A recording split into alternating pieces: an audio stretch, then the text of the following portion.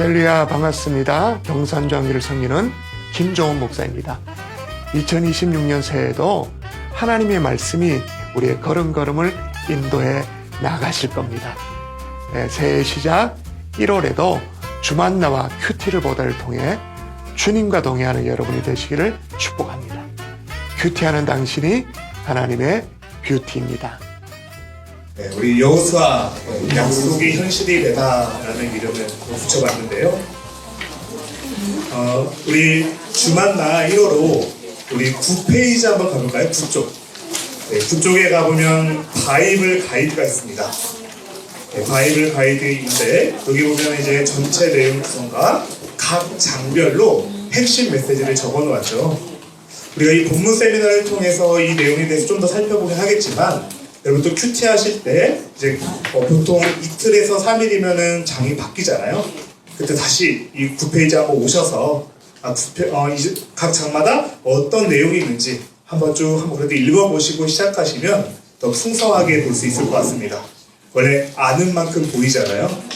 이 본문 세미나도 그러기 위해서 우리가 모인 것처럼 이 본문 세미나를 통해 또 본문 세미나와 이 바이블 가이드 한 번씩 보시면서 오늘도 진행했으면 좋겠고요. 그런 의미에서 제가 프린트물이 아니라 이번에 주만나 1호를 가져와 달라라고 말씀을 드렸는데요. 주만나 1호로 이 바이블 가이드 이 부분에다가 메모를 하셔도 좋고요. 우리 또 주만나 책 맨 뒤쪽에 보시면 메모 한 칸이 있습니다. 148쪽이 되겠네요.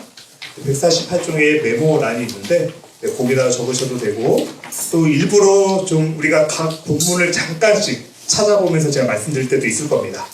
그래서 그렇게 한 번씩 책에다가 좀 기록해 놓으셔서, 우리가 책에다 기록해 놓으면은 내년에 1월 보다가 내가 체크해 놓은 그 날짜에 도달할 거 아니에요? 그때 맞다, 그 내용을 배웠었지? 라고 좀 우리가 다시 한번 돌이키면서 그렇게 좀 진행을 했으면 좋겠고요. 자, 그러면 이제 본격적으로 우리 본문 세미나를 한번 진행해 보려고 합니다.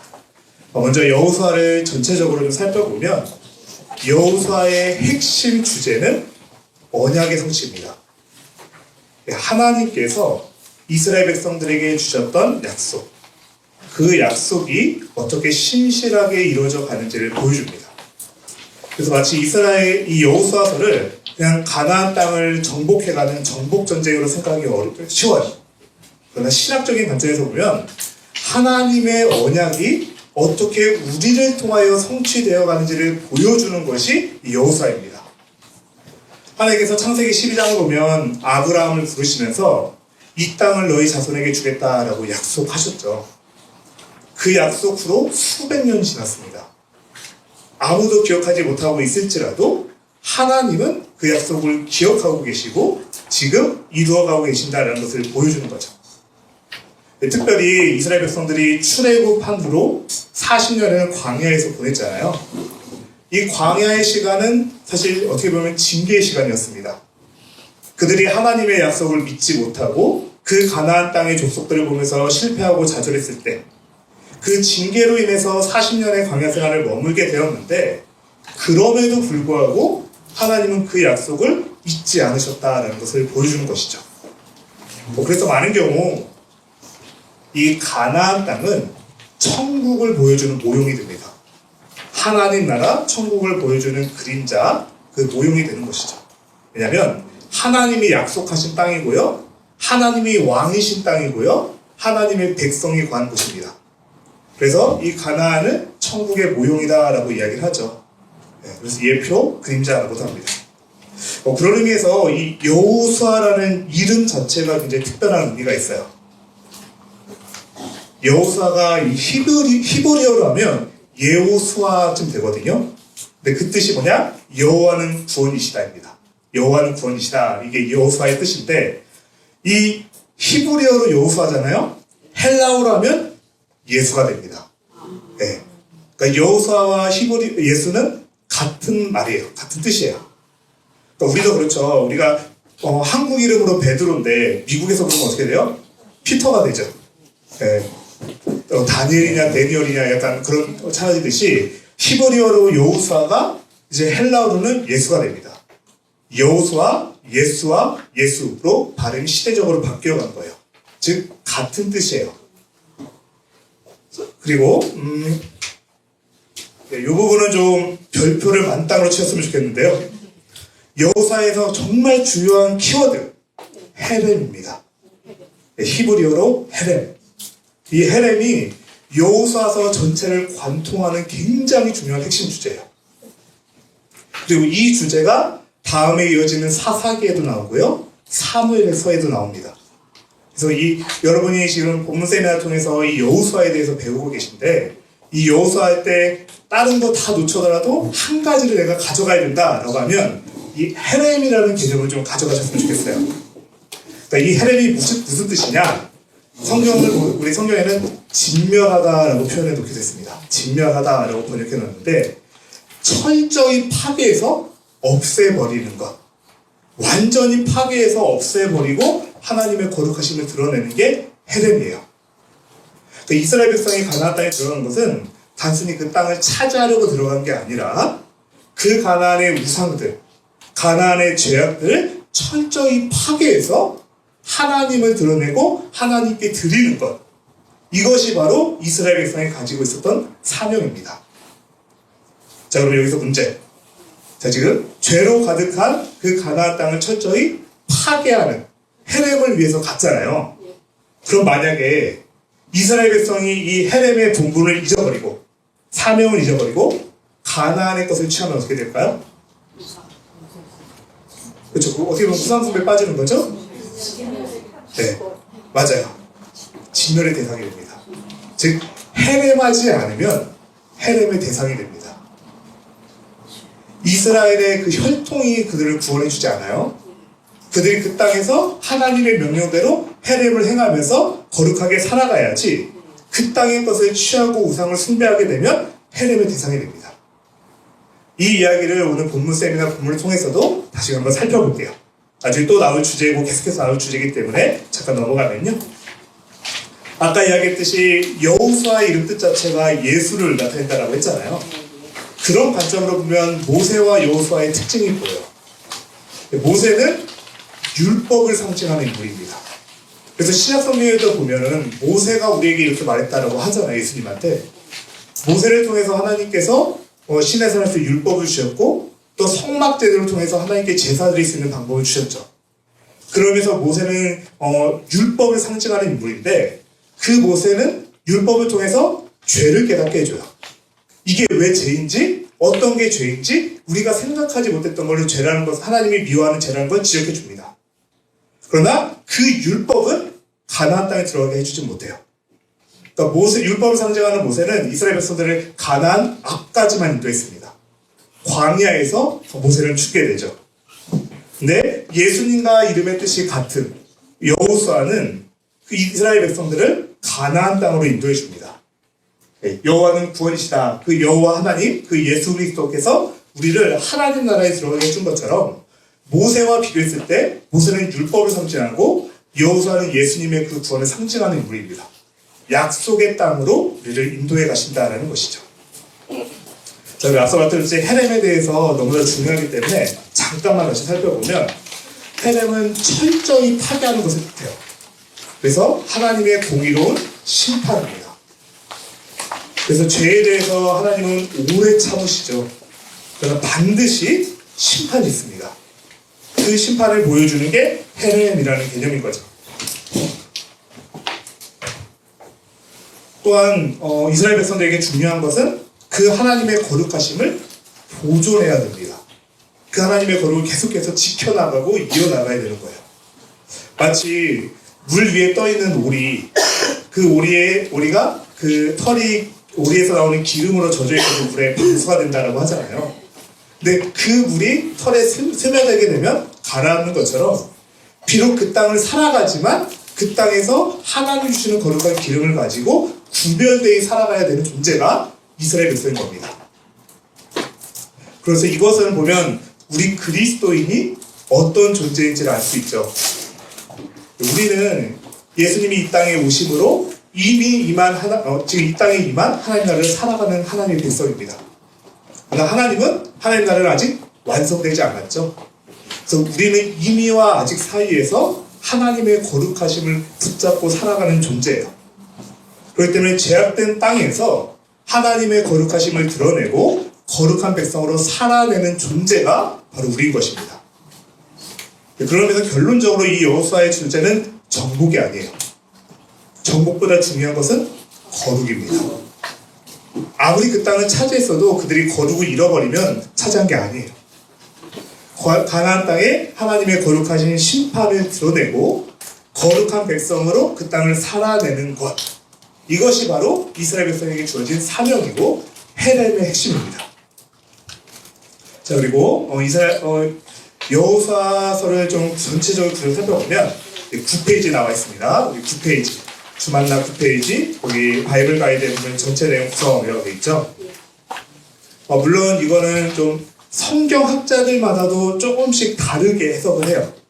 조금씩 다르게 해석하는데, 물론 이제 성경학자들은 다양한 의견들이 있지만, 우리가 마치 고등어를 살 때, 고등어 살게요 라고 하면 토막 내주세요 그러면 조림용이에요, 구이용이에요, 다르게 하죠. 닭도 마찬가지죠. 우리가 주만나 1월의 본문을 살펴볼 때에 가장 우리가 쉽게 이해할 수 있고 또 도움이 되는 구조로 나누는 게 이와 같습니다. 그래서 1장 1절부터 5장 12절까지가 가나안 정복을 위해 준비하는 모습을 보여주고 있어요. 근데 그 모습이 좀 특이하죠. 분명 전쟁을 준비하는데 그 모습은 전쟁을 준비하는 자들의 모습이 아닌 거예요. 그래서 이곳에서 하나님께 순종하고 하나님께 예배하면서 준비해가는 모습을 보여줍니다. 그리고 이제 5장 13절부터 12장 24절까지는 이제 실제로 가나안을 정복해가는 전쟁이 벌어지는 내용을 담고 있죠. 근데 우리 이번에 본문이 어디까지예요? 13장 14절까지. 그러니까 이 앞의 내용들, 위에 있는 두 토막을 우리가 중점적으로 살펴보게 될 겁니다. 그리고 이제 2월 후에는 그 다음 내용들이 이어지겠죠. 계속해서 이 가나안 땅을 지파별로 분배해서 차지해가는 과정들, 또 그 가나안 땅에 이제 정착해서 어떻게 이스라엘 백성들이 행하고 있는지를 보여주는 게 이 여호수아서입니다. 그래서 오늘은 우리가 1월호 본문 세미나이기 때문에 앞의 내용들을 주로 살펴보게 될 거고요. 그리고 이제 다음 세미나 때는 이제 2월호 본문을 살펴보게 될 겁니다. 자, 그러면 우리 본격적으로 이제 본문에 대해서 좀 강의를 해보려고 하는데요. 우리 본문 세미나를 전체적으로 좀 스케치를 해놓으시면은 이제 큐티 하실 때는 이제 내가 그 본문을 구체적으로 읽어보고 하나하나 되새겨보게 되죠. 이 시간은 우리가 좀 전체적인 스케치를 그린다. 그리고 1월에 우리가 함께 큐티를 하면서 이제 그 안에 이제 채색도 해보고 하나하나 진짜 그 그림을 완성해가는 시간이 되었으면 좋겠고, 이 시간은 좀 전체적인 밑그림을 그리는 시간으로 여러분이 좀 받아들이셨으면 좋겠습니다. 참고로 여기 있는 그림은 AI한테 그려달라고 한 거예요. 네. 여호수아 1장을 그림으로 그려줘라고 했더니 이렇게 그려주더라고요. 네, 예수님이 아니라 여호수아인 거죠. 오해하실까봐. 그래서 이거는 그냥 AI가 그려준 그림이기 때문에 크게 의미를 갖진 않으셔도 됩니다. 그냥 1장의 내용을 한번 상기시켜주는 그림이다라는 의미로만 그냥 받아들이시면 좋겠고요. 우리 주만나 1월 후에는 이 1장의 말씀을 1일과 2일, 이틀에 걸쳐서 다루고 있거든요. 근데 1절을 보면, 이 여호수아서 1장 1절을 보면 이렇게 시작해요. 여호와의 종 모세가 죽은 후에. 그러니까 여호수아가 처음 시작하는데 그 시작이 여호와의 종 모세가 죽은 후다라고 그 상황을 알려주죠. 지도자가 바뀐 겁니다. 그런데 이스라엘에게 모세는 어떤 존재예요? 자신들을 애굽에서 구출해낸 영웅이에요. 영웅적인 지도자예요. 또 광야에서는 하나님의 뜻을 전해주고 이스라엘 백성을 인도해냈던 위대한 지도자인데 그 지도자가 죽었습니다. 시대가 바뀐 것이죠. 당연히 두려울 수밖에 없어요. 그런데 그 중에서도 누가 더 두려울까요? 여호수아죠. 새롭게 이스라엘 백성을 이끌어야 할 여호수아, 그 지도자.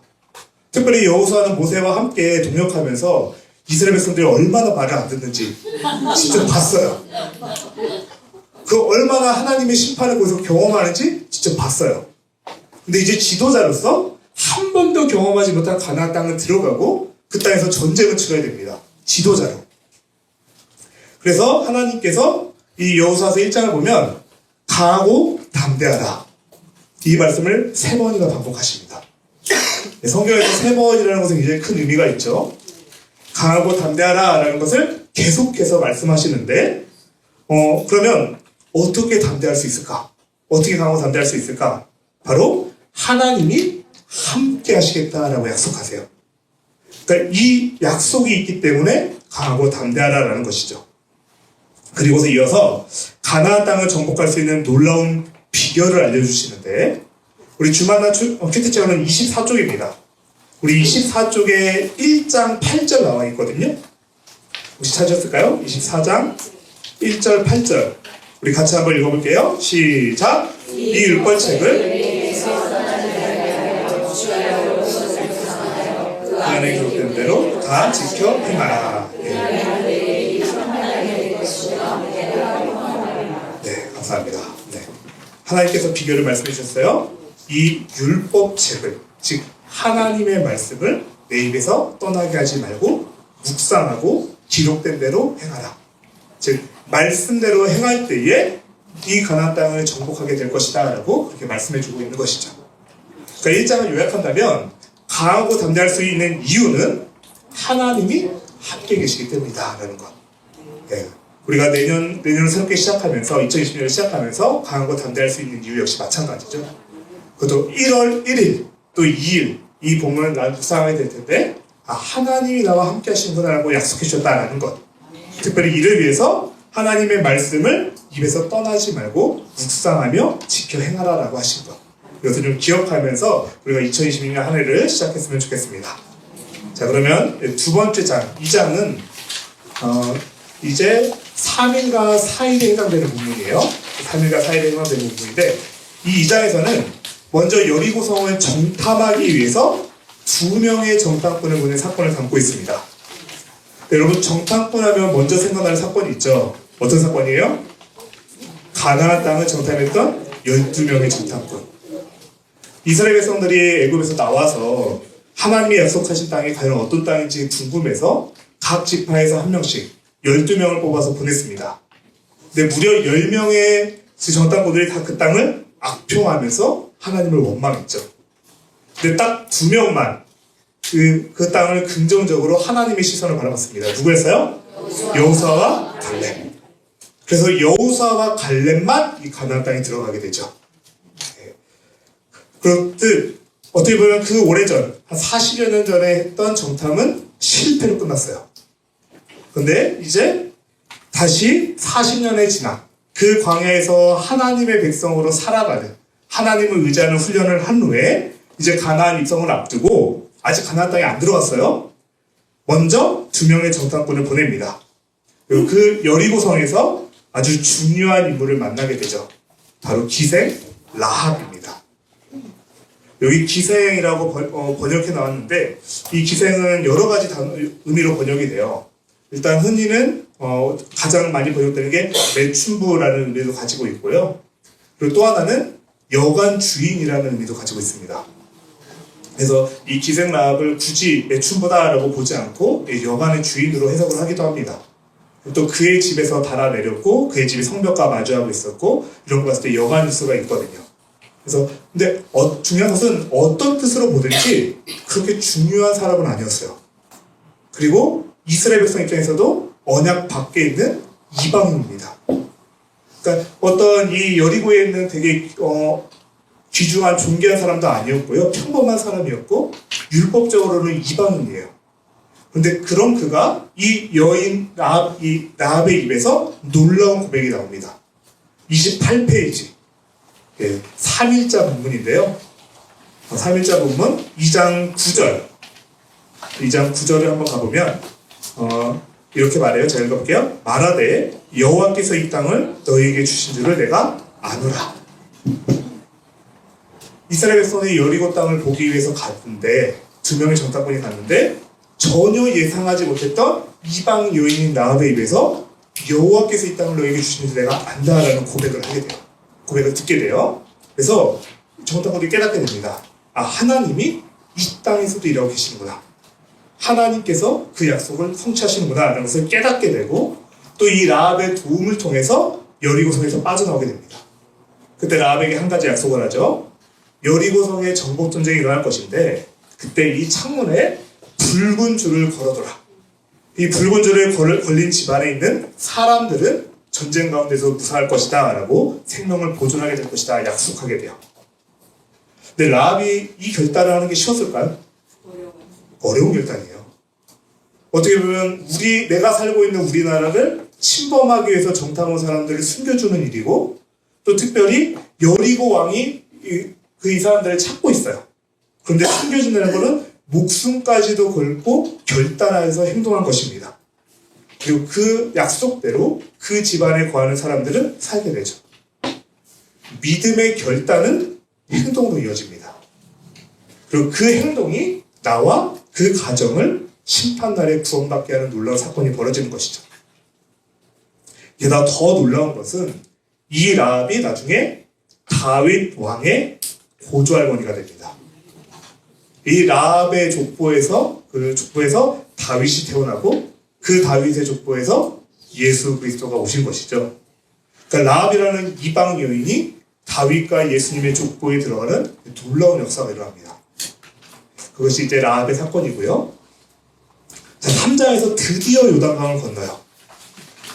네, 우리 5일과 6일, 1월 5일과 6일에 이 3장을 보게 될 텐데 드디어 요단강을 건너서 가나안 땅에 들어가게 되는데 시기가 안 좋아요. 네, 40페이지 우리 3장 15절 제가 지금 일부러 이렇게 며칠 본문이 찾는 것은 밑줄을 좀 쳐놓으시라는 뜻입니다. 네, 그래서 우리가 나중에 6일차 본문 봤을 때 맞다 그때 이거 나눴었지 기억나게 하기 위해서 일부러 주만나 본문을 보는 거니까요. 우리 3장 15절 말씀 같이 한번 읽어볼까요? 요단이 곡식 거두는 시기에는 항상 언덕에 넘치더라.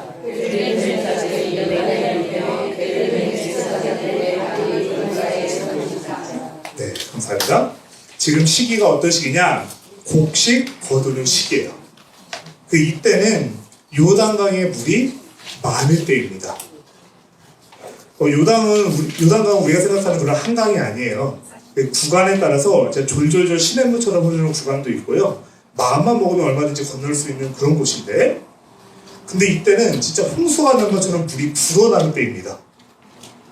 네, 하나님도 참 너무하시죠. 아니 하나님 말씀대로 이제 가나안 땅에 들어가려고 하는데 하필 그날 또 물이 많은 날이에요. 그러나 하나님께서 하나님의 언약궤를 맨 제사장들이 먼저 요단강에 발을 내디뎌라 라고 말씀하시고 발을 내디뎠을 때에 물이 끊겨서 마치 홍해가 갈라졌던 것처럼 그 땅을 건너가게 되죠. 그러니까 사실 홍해 때보다도 더 큰 믿음이 필요해요.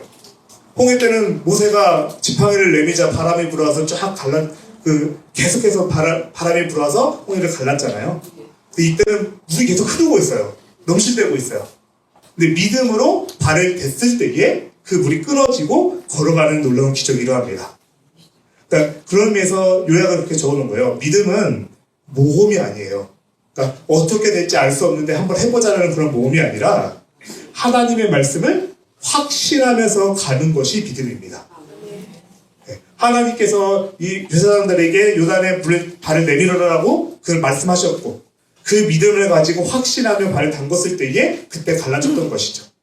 그것이 우리가 이제 3장 요단강을 건너는 사건을 우리 5일과 6일을 통해서 보게 될 텐데 우리 역시 믿음의 확신을 가지고 특별히 1월인데 믿음의 확신으로 나아간다라는 그런 마음가짐을 좀 기초했으면 좋겠고요.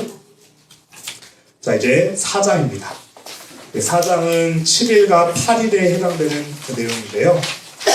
이스라엘 백성들이 요단강을 건널 때 여호수아는 그 요단강 바닥에 있던 그러니까 원래는 강 바닥에 있던 거죠. 돌을 12개를 취하게 해요. 왜 12개일까요? 그렇죠. 네. 대단하십니다. 12지파를 상징하는 12개의 돌을 가져와서 이제 길갈에다가 이제 가나안 땅에 들어왔잖아요. 이제 어떻게 보면 이 4장부터 가나안 땅에 들어온 건데 길갈에다가 기념비를 세우게 합니다. 근데 제가 이 그림을 굳이 참고하실 필요 그냥 한번 보시라고 했던 게 제가 생각할 때는 이미 돌이 12개가 아니더라고요. 네. 보이는 것만 해도 13개더라고요. 네. 그래서 그냥 가볍게 보시면 되고 저는 이제 기념비를 세운다라고 했을 때 약간 그 비석처럼 세우는 걸 생각했더니 이렇게 보여서 저렇게도 세울 수 있겠구나라고 그런 생각을 해봤었는데, 근데 이 돌을 왜 세웠어요? 누구에게 알려주기 위해서? 후손들, 다음 세대에게 하나님이 하신 일을 알려주기 위해서 세우게 하셨습니다. 그러니까 먼 훗날에 사람들이 이 돌을 보면서 저들은 뭐예요? 라고 물어볼 텐데, 그때 하나님이 이스라엘 백성에게 무엇을 행하셨는지 알려주기 위해서 이 기념비를 세워라 라고 이렇게 말씀하신 것이죠. 우리 역시 마찬가지입니다. 하나님의 말씀, 하나님께서 행하신 일을 알려주지 않으면 다음 세대는 다른 세대가 되어버립니다. 우리 설리 목사님께서 여러 번 설교를 하셨죠. 영적 기념비를 세워라. 그렇죠? 우리가 우리의 자녀들 또 우리 다음 세대에게 또 하나님께서 행하신 일들을 알려줘야 합니다. 그 본문을, 그 내용을 우리가 이 4장 길간의 기념비를 본문을 볼 때 그냥도 좀 같이 생각하면서 내가 우리 자녀들에게 또 손주들에게 어떤 말씀을 전해줘야 될지 좀 생각해보고 그 결단하는, 그러니까 말씀이 말씀에서 멈추지 않고 우리가 좀 행동으로 이어질 수 있는 그런 묵상이 됐으면 좋겠고요. 자, 그리고 5장은 이제 우리가 9일과 10일 또 여기서 이틀 동안 보게 될 텐데요. 자, 그러면 이제 지금 이스라엘 백성들은 어디에 있어요? 가나안 땅에 있죠. 그 가나안 땅에 들어온 상태이고 이제 여리고를 비롯하여 가나안 정복 전쟁을 준비해야 되는 시기입니다. 그러니까 이미 어떻게 보면 적진에 들어왔어요. 가나안 땅에 들어왔어요. 근데 여러분이 만약에 적진 한복판에 들어갔을 때 전투를 하려고 해요. 그럼 뭘 하겠어요? 전략과 전술을 체크하고 우리가 가진 물자가 어떻게 되는지 또 무기를 정비해야겠죠. 근데 5장에서 일어난 일들을 보면은 정말 어이없는 행동들만 가득합니다. 아까 말씀드렸듯이 전쟁을 준비하는데 그 모습은 전쟁을 준비하는 모습이 아니에요. 아마 적들도 보면서 쟤네 뭐 하는 거야? 라고 싶었을 거예요. 먼저 뭐 합니까? 할례를 행합니다. 할례가 무엇이에요? 하나님이 아브라함에게 명하셨던 하나님의 자녀, 그 아브라함의 후손이라는 것을 보여주는 어떤 육적인 표이죠. 징표이죠. 그런데 문제는 출애굽했던 2세대들은 할례를 받지 못했어요. 광야에서 그들이 머물고 있었고 또 계속 이동하기도 했고 어떻게 될지 모르기 때문에 할례를 행하지 못하고 지나갔던 거예요. 그러니까 할례는 하나님의 백성이라는 징표인데 그 할례가 없었던 겁니다. 그래서 전쟁을 앞두고 할례를 행해요. 근데 할례는 전투를 할 수 없게 돼요. 그러니까 전투를 앞두고 있는데 전투할 수 없는 몸 상태로 만들어 버립니다. 그러니까 마치 저 앞에서 지금 발가벗고 있는 모습인 거죠. 또 유월절을 지킵니다. 유월절은 어떤 날이에요? 출애굽할 때 애굽에 내렸던 10번째 재앙과 달려있는 날이죠. 그러니까 모든 장자가 죽는 재앙 가운데에 어린 양의 피를 그 문 임방과 문설주에 바른 집은 죽음이 넘어갔던 날. 그것을 기념하는 절기가 이 유월절이죠. 그러니까 오늘날로 치면 예배를 드린 겁니다. 할례를 행하고 예배를 드려요. 전쟁하고 전혀 상관없어 보이는 모습을 행합니다. 그러니까 이것은 지금 이스라엘 백성들이 전쟁을 앞두고 뭐를 준비했는지를 보여주는 거예요.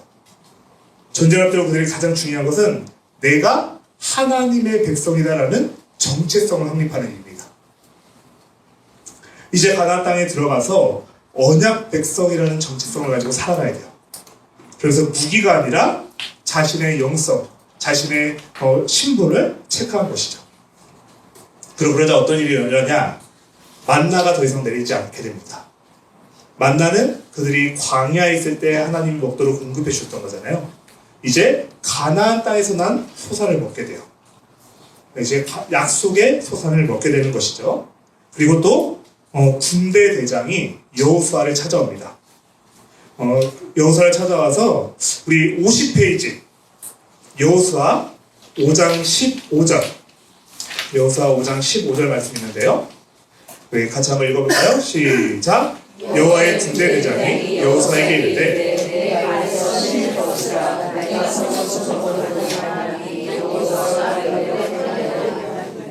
네, 감사합니다. 여호수아에게 내 발에서 신을 벗으라 라고 말씀하시죠. 이 모습은 과거 누구한테 하셨던 말씀이에요? 모세에게 하셨던 말씀이에요. 즉 모세에게 허락하셨던 그 사명이 여호수아를 통해 계속해서 이어지고 있는 것입니다. 또 동시에 나의 신을 벗고 이제 하나님이 하시는 일을 보라라는 것이죠. 그러니까 이 전쟁의 주인이 하나님이심을 하나님께서 친히 지금 보여주고 계신 겁니다. 자, 여기까지가 우리가 앞선 바이블 가이드 9장에 설명했던 전체 내용 중에 첫 번째 토막, 순종과 예배로 전쟁을 준비했다라는 그 내용입니다. 그러니까 이스라엘 백성들이 가나안 땅에 어떻게 들어가게 됐는지, 또 전쟁을 앞두고 이스라엘 백성이 무엇을 했는지를 보여주죠. 네, 우리가 이제 또 1월 중에 본문을 보면서 오늘 여기 5장까지가 아까 말씀드렸던 우리 본문 9일과 10일까지 10일까지의 본문인데요. 우리가 10일까지의 본문을 보면서 좀 10일에다 이렇게 딱 체크를 해놓으시고 앞의 내용들을 한번 다시 한번 요약해 보셨으면 좋겠어요. 하나님께서 가나안 땅에 들어갈 때 이스라엘 백성이 요구하셨던 게 무엇인지, 그리고 하나님의 백성이라는 정체성을 우리가 확립하는 것이 그 새로운 땅을 차지하는 것이 할 때 얼마나 먼저 필요한 일인지 기억하면서, 우리가 너무나도 감사하게 아직 1월이잖아요.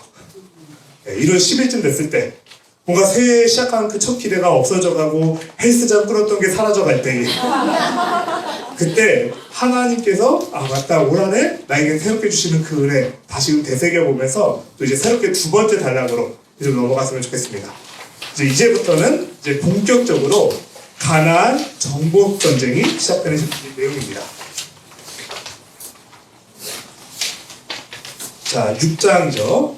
6장은 드디어 여리고성 정복전쟁이요. 자, 여기서 잠깐 퀴즈. 아까 여리고성을 정탐하러 갔던 건 몇 장이 있었죠? 다 잊어버리셨군요. 라합이 몇 장에 나왔었죠? 2장에 나왔었습니다. 네, 2장에 나왔었죠.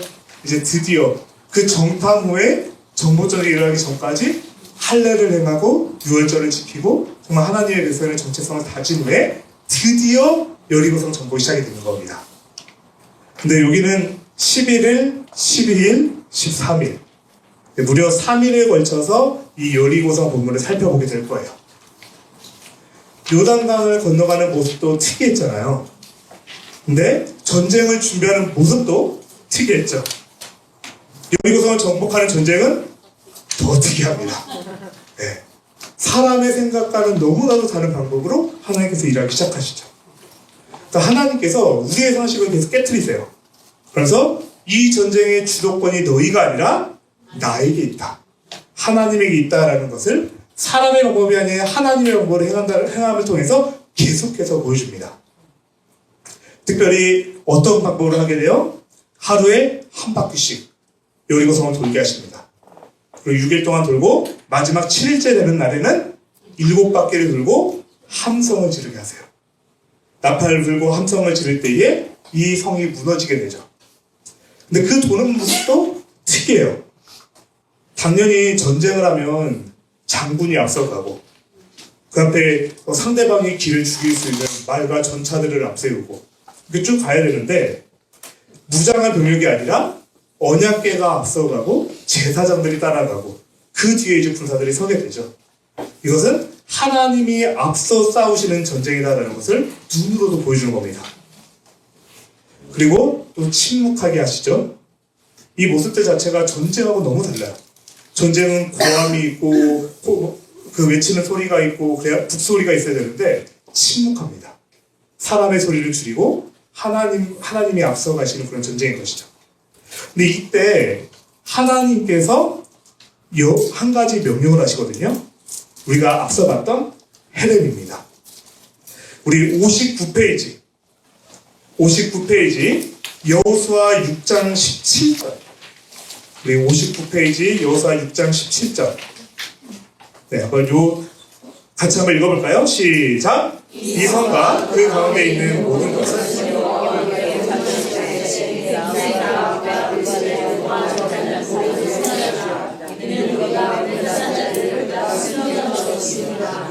감사합니다. 여러분, 여기서 특별히 온전히 바치되라고 되어 있잖아요. 이 부분을 좀 체크해 주세요. 온전히 바치되.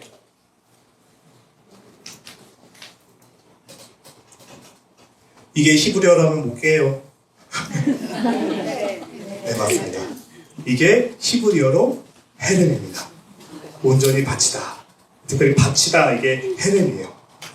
그러니까 바치다라는 게 말씀드렸죠. 헤렘은 철저히 파괴하여서 하나님께 드리다입니다. 그러니까 하나님께서 여리고를 정복하면 여리고 땅에 있는 모든 것을 온전히 바치라고 하셨어요. 헤렘하라는 거예요. 그러니까 하나님 좀 너무하시지, 그래도 수고했는데 뭐라도 좀 주시지라고 생각할 수 있잖아요. 근데 이스라엘 백성들은 이 가나안 땅의 중요한 것은 정복이 아니라 거룩이에요. 그 땅의 죄악과 그 땅의 우상을 다 부셔버리는 것, 그것이 헤렘인데, 그래서 하나님께서 이 가나안의 모든 것을 파괴함으로써 철저하게 구별되게 하십니다. 이렇듯 6장 본문 자체가 사람의 전략과 전술이 아니라 말씀에 순종하는 것이 가장 확실한 승리자 무기다라는 것을 보여주는 것이죠. 이 여리고에서 가나안 땅에서 일어진 첫 번째 전쟁. 이 여리고는 거룩한 전쟁이고요. 사람의 생각이 아닌 하나님을 드러내는 그런 전쟁이었다는 것입니다. 자, 그러면 6장에서 이렇게 멋진 승리를 했잖아요. 바로 7장에 가자마자 패배합니다. 여리고는 난공불락의 요새였어요. 그 힘든 여리고를 무너뜨리고 승리했기 때문에 이제 그 옆에 있는 아이성은 상대적으로 쉬워 보였거든요. 그래서 호기롭게 전쟁에 딱 시작했는데 패배하게 됩니다. 아니 하나님 어떻게 이 큰 승리를 경험해도 이렇게 바로 좌절하게 하십니까? 라고 생각할 수 있잖아요. 근데 왜 우리가 패배했을까? 그 실패의 원인을 찾아갔더니 죄예요. 하나님께서 헤렘을 명하셨는데 헤렘하지 않았습니다. 누가? 아간이. 헤렘하려고 보니까 너무 아까운 거예요. 그 땅에 있는 그 전리품들이 너무 아름다운 거죠. 여리고성을 무너뜨렸더니 막 구찌 가방이 있고, 제가 브랜드도 잘 몰라가지고 샤넬 백이 있고 있는데 너무 아까워 보이는 거예요. 그래서 그것을 숨겨둡니다. 자신의 장막 밑에 숨겨두죠. 그러니까 헤렘의 대상을 내가 취했어요. 이스라엘 백성들은 몰랐어요. 누구나 아세요? 하나님을 아세요. 그래서 아간 한 사람의 죄 때문에 이스라엘을 패배하게 하시는데, 하나님은 아간이 죄를 졌다라고 말하지 않으세요. 이스라엘이 범죄하였다라고 얘기를 하세요. 이스라엘 공동체의 그 거룩성을 중요하게 생각하신 겁니다. 아간 한 사람의 죄가 아니라 이스라엘의 죄가 라고 말씀하시죠. 이스라엘 백성은 이제 하나님의 나라를 그 땅 가운데 드러내고 그 땅에 하나님의 영광을 드러내야 돼. 하나님의 거룩을 드러내야 할 백성인데, 그 죄가 이스라엘 백성 전체를 오염시킨 겁니다. 그러니까 죄는 전형성이 있어요. 한 사람의 죄인 것 같고 너무 작은 죄인 것 같지만 그 죄가 공동체 전체를 어지럽힙니다. 그래서 하나님께서 이처럼 철저하게 죄에 대해서 거룩할 것을 명하신 것이죠. 그래서 그 아간을 결국 처형하게 되는데, 그 처형한 곳이 아골 골짜기입니다. 지금 이 아골이라는 뜻은 괴로움이라는 뜻이에요. 우리가 찬송가에도 아골 골짜 핀들에도 복음 들고 가오리다, 그 차이 있잖아요. 아골은 괴로운 곳입니다. 어떻게 보면 죄를 도려내야 되는 그 아픔이 있는 곳, 그것이 아골 골짜기가 되는 것이죠. 자, 그러면서 우리가 이 아간의 죄를 볼 때는 헤렘하지 않으면 헤렘의 대상이 된다는 것. 얼마나 우리가 거룩하게 구별되어야 되는지, 그 거룩이고 하나님의 백성의 능력이다라는 것을 좀 기억하시면서 이 아간의 사건을 좀 보셨으면 좋겠고요. 자, 아간의 죄로 인해서 패배했어요. 그러나 하나님은 다시 회복시키십니다. 그 죄의 문제를 해결한 후에 이스라엘이 다시 아이성 전투를 하게 되는데, 이때 하나님께서 전략을 주세요. 매복하도록. 그래서 하나님이 주신 방법대로 승리하게 되는 일이 벌어지고요. 우리가 이 8장은 16, 17, 18일 3일에 걸쳐서 보게 되는데, 이후에 일어나는 일까지 담고 있어서 그래요. 하나님께서 이스라엘 백성들에게 먼저는 에발산의 이들이 제단을 섰습니다. 그리고 하나님께 예배를 드려요. 이 아이성을 승리한 후에 그들이 가장 먼저 했던 것은 예배의 단을 쌓았던 겁니다. 이 승리를 주신 하나님께 찬양과 경배를 돌린 것이죠. 그리고 이제 에발산과 그리심산에서 각각 하나님의 말씀을 낭독하는데 그 말씀에는 하나님이 주실 축복, 또 하나님이 주실 저주에 대한 얘기가 담겨 있습니다. 그러니까 하나님의 말씀대로 사는 자에게는 축복이 임할 것이고 그 말씀에 불순종하는 자에게는 저주가 있을 것이다라고 선포한 것이에요. 그러니까 얼마나 하나님의 말씀이 중요한지 그 말씀대로 살아가는 것이 중요한지 얘기하는 것이죠. 이 말씀을 아까 처음에 1장에서 하나님이 누구한테 하셨던 말씀이에요? 여호수아에게 하셨던 말씀이잖아요. 이 율법을 내 입에서 떠나게 하지 말라.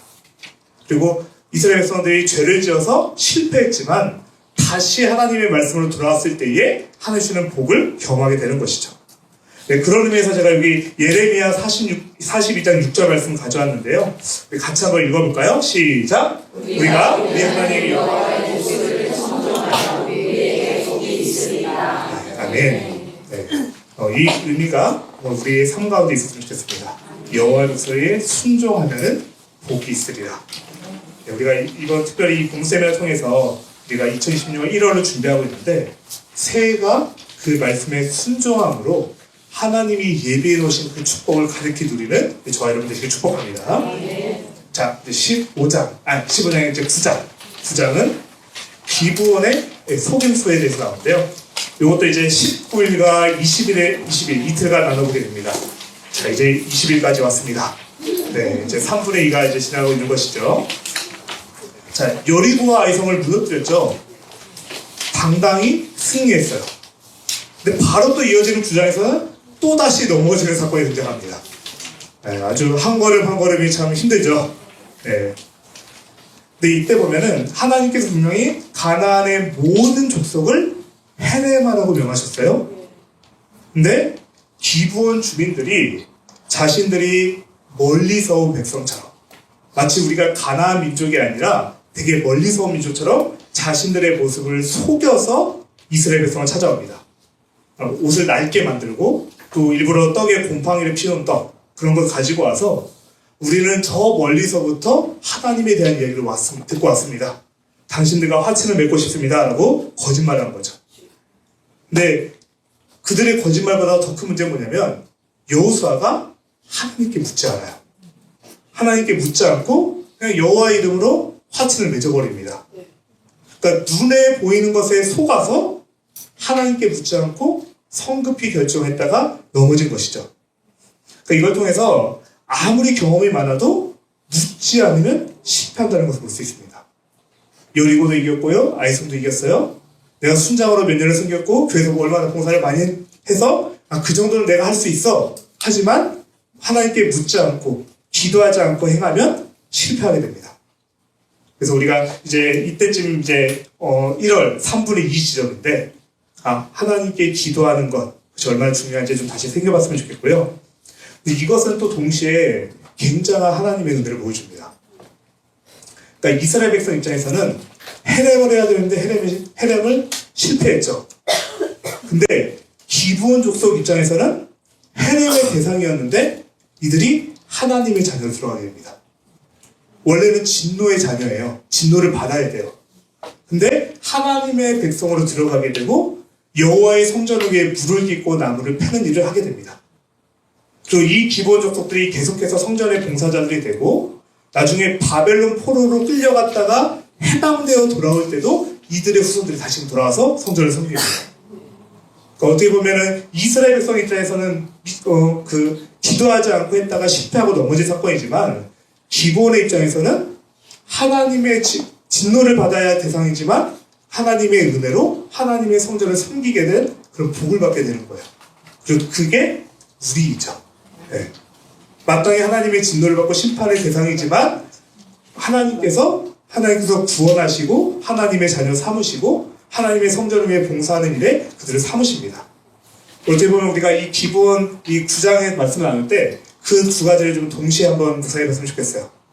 하나님께 우리가 기도하고 해야 된다는 것, 그러나 동시에 진노의 자녀조차 하나님께서 긍휼히 여기시고 또 그들을 통하여 하나님 섬기는 일을 맡기신다는 것. 우리가 이 양쪽의 이야기를 좀 같이 보면서 이 9장의 말씀을 좀 살펴봤으면 좋겠고요. 자, 이제 10장까지 넘어갑니다. 10장은 절수가 굉장히 많아요.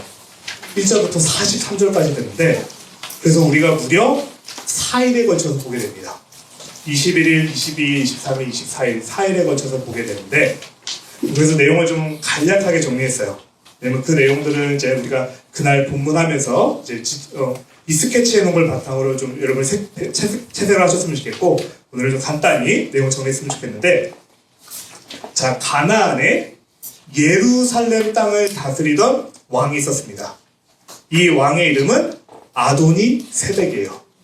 네. 그 집 세덱 이름이 뭐더라? 아도니 세덱입니다. 네.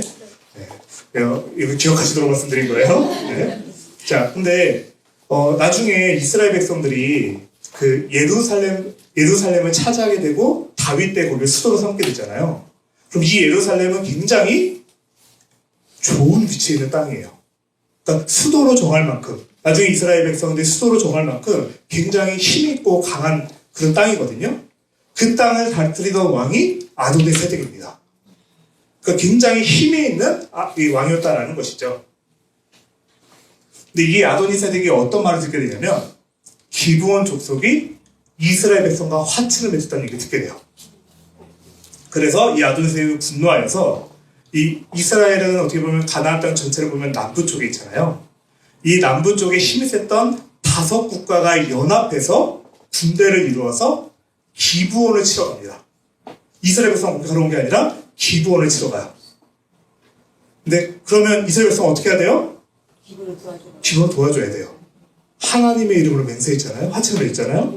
그래서 기브온을 지키기 위한 이스라엘 백성과 남부 5개 연합군의 전쟁이 벌어진 것이 10장의 사건입니다.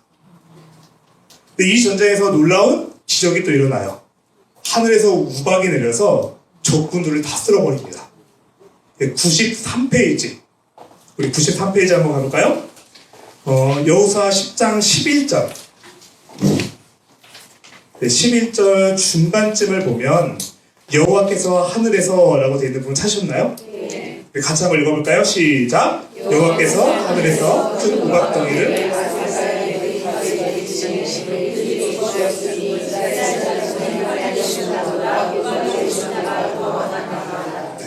지금 전쟁을 하러 가는데 칼에 죽은 자보다 우박에 죽은 자가 더 많았다라고 이야기해요. 마치 전쟁을 하려고 내가 지금 총을 들고 가는데 갑자기 비행기가 날아가더니 미사일을 쫙쫙 떨어뜨려가지고 다 전멸시켜버린 그런 모양새예요.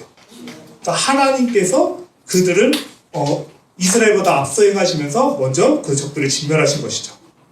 자, 그렇게 지금 승기를 잡았어요.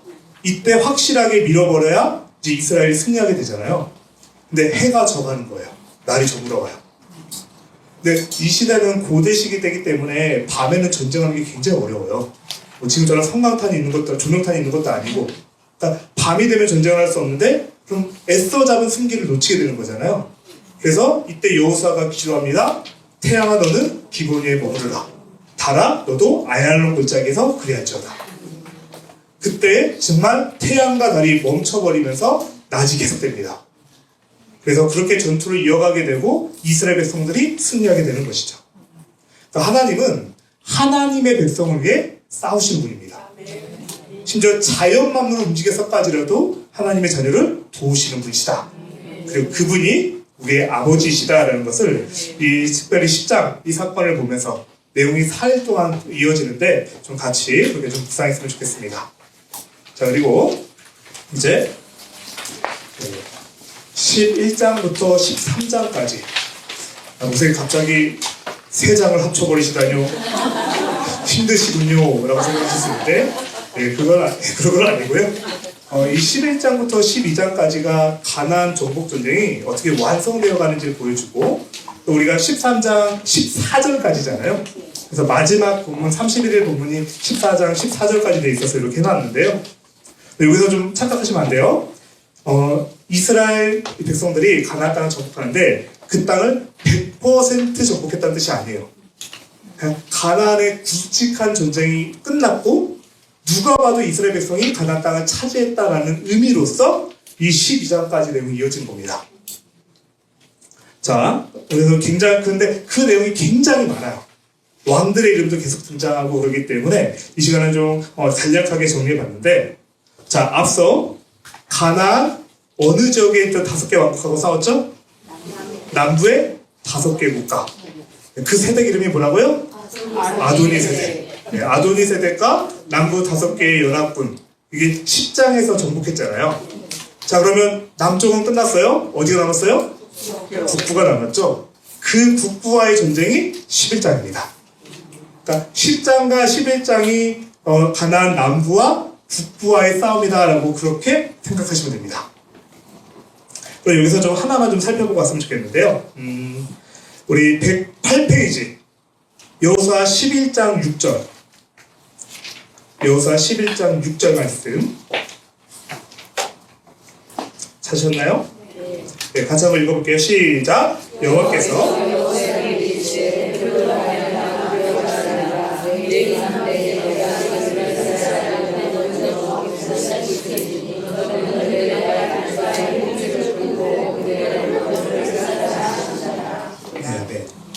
굉장히 많은 내용들이 있는데 하나님께서 이 북부와 싸울 때 승리를 주실 것인데 적군이 타고 있는 말에 뒷발의 힘줄을 끊어버리라고 하세요. 이렇게만 보면 당연히 적군의 무기를 파괴하는 건데 좋지라고 생각할 수 있는데 그게 아니에요. 이미 전쟁에 승리해서 그 말들을 빼앗은 거예요. 그러니까 지금 이 말들은 우리 소유예요. 그들 안에서 전쟁에 이겨서 빼앗은 전리품인데 그 말들의 힘줄을 다 끊어버리려고 합니다. 그러니까 적군의 무기가 아니라 우리가 쓸 수 있는 무기를 파괴하라고 하세요. 오늘날 치면 전쟁을 했는데 내가 그것을 딱 싸웠는데 거기 탱크와 장갑차가 우르르 있어요. 그것을 빼앗은 거예요. 얼마나 든든해요. 근데 하나님이 전부 다 파괴시키래요. 그러니까 하나님께서 그것을 의지하지 못하게 하십니다. 그것만 있으면 사실은 전쟁할 때 이제 더 힘이 나고 적군이 봤을 때도 우리를 만만하게 못 볼 것 같은데 하나님께서 그 모든 것을 끊어버려서 그 군사력을 의지하지 못하도록 하나님만을 의지하여 계속해서 가나안 정복 전쟁을 이어가도록 하시는 것이죠. 자, 그리고 12장에는 왕들의 명단이 쭉 나오는데요. 왕들이 무려 31명이 나옵니다. 베스킨라빈스, 써리원, 31명. 자, 아까 10장의 세대 이름은 아도니 세대. 남부전쟁이었고요. 몇 개 나라였죠? 5개 나라. 그리고 11장에서 어디와 싸웠어요? 북부와 싸웠어요. 그리고 12장에는 왕들의 이름이 쭉 나오는데 왕이 몇 명이다? 31명. 쪽집게 강이죠? 네. 자, 사실은 우리가 그래서 12장을 보면은 힘들어요. 왜냐면 이 왕들의 이름 나는 모르거든요. 그 이름을 들었을 때 사실은 무슨 나라인지도 모르겠고 왜 이렇게 왕들이 나오는지 그래서 목사님도 설교할 때 너무 힘듭니다. 그런데 이것은 마치 우리가 지금 읽으면 굉장히 지루하게 느껴질 수 있지만 마치 이것은 하나님께서 이루신 하나님께서 결제하신 내역의 영수증을 보여주시는 거예요. 이 31명의 왕은 하나님의 약속이 빠짐없이 성취되고 있다는 것, 성취되었다라는 것을 보여주는 일종의 영수증인 겁니다. 그래서 이 31명의 왕들을 보면서 정말 하나님은 신실하시구나. 우리에게 승리를 주시는 하나님, 그 하나님의 영수증을 보는 것이 이 31명의 왕의 명단들입니다. 자, 그리고 이제 마지막 31일, 이제 1호로 본문을 끝내는 31일 본문을 보면 13장 1절부터 14절까지인데 13장 1절 하반절을 보면 이렇게 말해요. 얻을 땅이 매우 많이 남아있도다. 그러니까 이스라엘 백성이 가나안 땅을 정복했어요. 그 누구도 이스라엘의 승리를 부인할 수 없어요. 그러나 여전히 싸워서 차지해야 될 땅이 남아있는 겁니다. 큰 줄기는 이미 승리했지만 아직 치러야 할 전투들이 남아있는 것이죠. 우리도 마찬가지죠. 예수님을 통해서 구원을 받았어요. 하나님의 나라는 예수님이 오심으로써 이 땅에 이미 임했어요. 그러나 아직 완성되지는 않았죠. 그렇기 때문에 우리는 그 땅을 계속해서 정복하며 하나님의 거룩을 드러내며 살아가는 존재입니다. 이제 이후에 벌어질 그 가나안에서 계속되는 전쟁들, 또 우리가 이 땅을 살아내면서 하나님의 백성을 치러야 할 전쟁들에 대해서 또 이제 나누게 될 거예요. 자, 이렇게 오늘 1장부터 13장 14절까지 좀 숨가쁘게 좀 달려왔습니다. 여호수아서가 우리에게 보여주는 하나님은 어떤 분이시냐? 아브라함에게 하셨던 그 수백 년 전에 하셨던 약속을 잊지 않으시는 하나님. 이스라엘의 불순종으로 광야 40년을 경험하게 하셨지만 그럼에도 불구하고 그 약속을 신실하게 인도하시는 하나님을 보여줍니다. 사랑하는 여러분, 제가 이제 2020년 새해를 앞두고 1월 본문 세미나를 했는데 내년에 우리 앞에서 어쩌면 여리고 보성 같은 큰 문제들이 있을 수 있고요. 또 아까 했던 아이손과 같이 크고 작은 넘어짐이 있을 수도 있습니다. 그리고 이미 그 해를 넘어가기 전에 요단강이, 그 넘실대는 요단강이 앞에 있을 수도 있죠. 그러나 승리의 비결을 우리는 이미 알고 있습니다. 하나님이 여호수아에게 했던 것처럼 강하고 담대하라. 그 강하고 담대할 수 있는 이유는 하나님이 함께 하시기 때문이고, 그리고 하나님께서 우리에게 명하신 것을 이 율법책을 내 입에서 떠나지 말게 하고 묵상하며 행하라. 네, 우리가 지금 이번 1월 본문 세미나를 통해서 우리가 그 말씀을 가지고 우리가 좀 도전하며 나아갔으면 좋겠고요. 네, 그런 의미에서 우리 서로 이렇게 한번 인사해볼까요? 큐티합시다. 네, 1월 큐티를 통해서 하나님이 우리를 위해 이미 예배해 놓으신 그 복 빠짐없이 누리는 저와 여러분 되시길 축복합니다. 네. 자, 그러면 제가 기도하고 마치도록 하겠습니다. 하나님 감사합니다. 우리 주만나 1월 본문 세미나를 통해서 내년에 하나님께서 우리에게 주실 말씀을 크게 좀 스케치해보고 먼저 그 말씀을 마음에 새기는 시간을 가졌습니다. 하나님, 우리가 또 내년에 하나님의 말씀을 먹고 그 말씀 가운데 행할 때에 하나님 강하고 담대한 믿음 허락하여 주셔서 우리 앞에 여리고성이 있다 할지라도, 우리 앞에 넘치는 요단강이 있다 할지라도 그 성과 그 강이 아니라 우리를 통해 일하시는 하나님을 믿으며 신실함으로 이 모든 것을 정복하며 나아가 하나님의 거룩하심을 드러내는 주님의 백성에게 하여 주시옵소서. 우리 통해 일하시는 하나님을 기대하며 예수님의 이름으로 기도합니다. 아멘.